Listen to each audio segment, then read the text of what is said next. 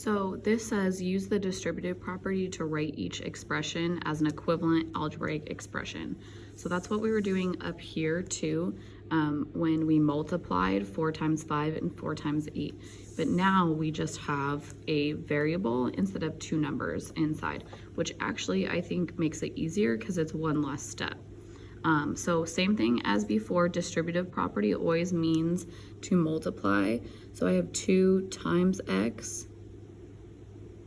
and I have 2 times 4. Those both mean multiply, and I'm going to write that over here, multiply. Whatever number's outside, I multiply by both terms inside. X is a term, 4 is a term, okay? X has an invisible number in the front of it. Anytime there's a plain variable like this, it has an invisible coefficient of 1. So I'm going to go ahead and write that in here, and then I'm just going to multiply 2 times 1. 2 times 1 is 2, so I write 2x.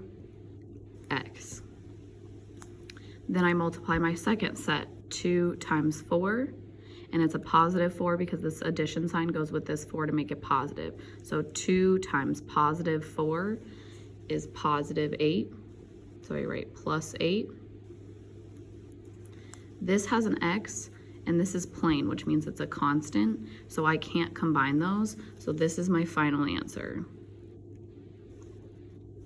I'm gonna write that. Final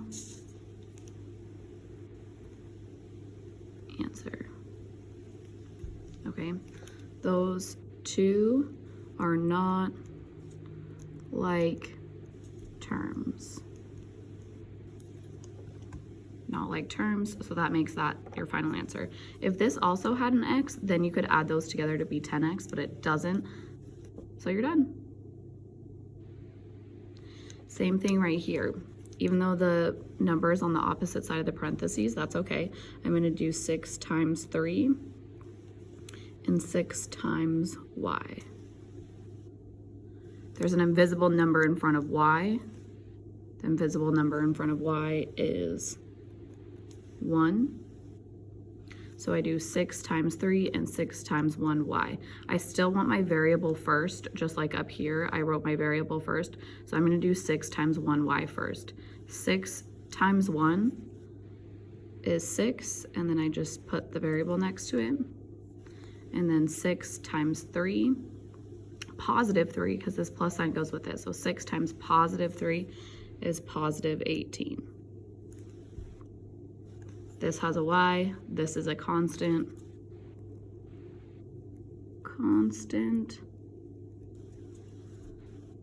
So I can't combine those.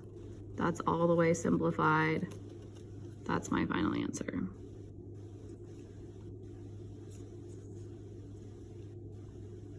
The next one, I'm doing the same thing, but now I have a subtraction sign in the middle, which makes this 2 negative 2. So I'm still gonna multiply 4 times x and 4 times negative 2, the same way I would up here. X has an invisible number in front of it. 4 times 1x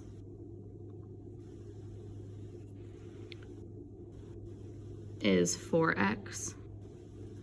4 times negative 2, this is a negative. A positive times a negative is a negative 8. And I just write that like I would write a normal subtraction sign. Again, this has a variable, this is a constant, so that's my final answer.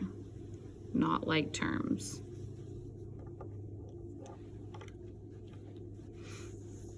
This one I wanted to show you guys real quick because this has a negative in front of it.